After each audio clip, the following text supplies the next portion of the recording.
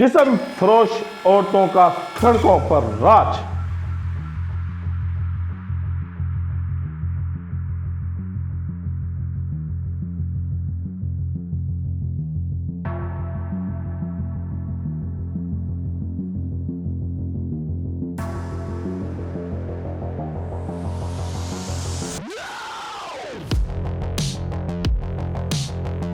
इज्जतदार मर्दों की इज्जत है गैर महफूज। मगर मुलाजम दे बैठे आए ते कुआना में तेरे खैर मारना दस और नहीं है। अब 2 टके दे टटुआ तू मैंने फोन करते भी आना बगैरत खुद देती हैं दावते गुनाह और जो बात ना माने उसको बनाती हैं ब्लैकमेलिंग और तशद्दुद का निशाना। खाना में तैनू का देखना है मैं तेरे रोज डेली रहना ले तो खोनी आई तो मैं तेरे खल्ला दी अच्छा बस मैं खल्ला चलो जानते हो चलो लेके आ रही हो मेरा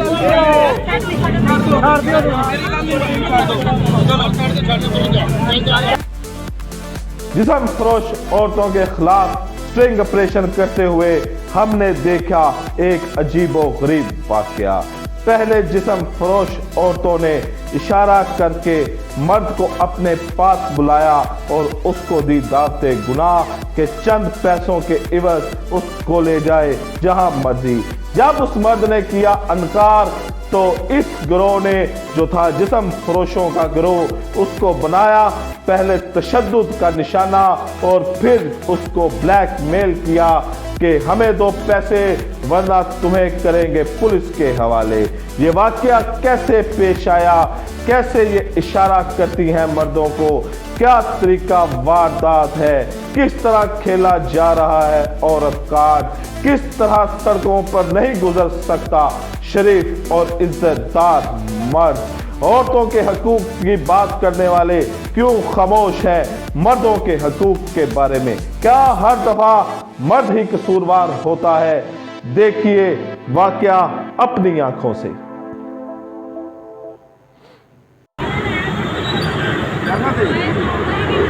मगर मुलाजम दे बैठे आए ते कुआना में तेरे खैर मारना दस और नहीं है। अब 2 टके दे टटुआ तू मैंने फोन करते भी आना बगैरत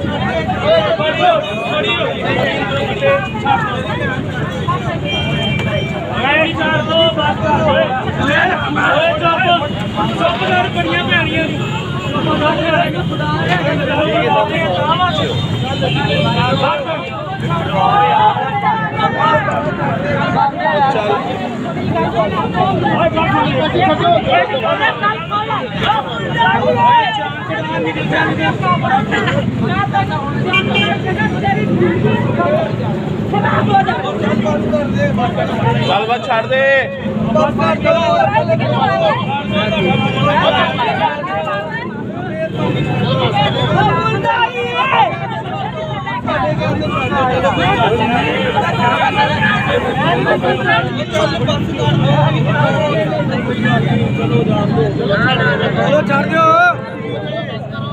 खाना में तैनू का देखना है मैं तेरे रोज डेली रहना ले तो खोनी आई तो मैं तेरे खल्ला दी अच्छा बस मैं खल्ला चलो जानते हो चलो लेके आ रही हो मेरा छोड़ दियो मेरी काम चलो जा चल जा। चलो बस बड़ी होगी छाड़ दो बस।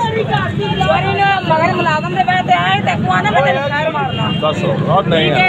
अब 2 टके दे टटुआ तू मैंने फोन करते भी आना बगैरत ना बस मैं तन पता तू मंगे ना कर तू ये बंदा 2 टके दा आदमी नहीं है सही है वाली। चलो बस कर दो जाओ चलो जी मैंने फोन कर दिया मुलाजम ने 2 टके दे टट्टू पीछे बैठ तू मैंने बयान करा ਭੈਣ ਦੇ ਛੋਲੇ ਚੜਾ ਇੱਧਰ ਵੇਖ ਲਓ ਜੁੱਤੀ ਜੁੱਤੀ ਵੇਖੋ ਅੱਜ ਤੱਕ ਪੁੱਤਰ ਮਾਰ ਫੋਟੋ ਠੀਕ ਹੈ ਬੜਾ ਯਾਰ ਅੱਜ ਪੁੱਤਰ ਮਾਰ ਚਲੋ ਛੱਡ ਦੋ ਹੋ ਗਿਆ ਜੋ ਭਾਵੇਂ ਜੁੱਤੀ ਚੁੱਕ ਕੇ ਲੈ ਗਿਆ ਲੱਭ ਗਈ ਹੈ ਜੁੱਤੀ ਨਹੀਂ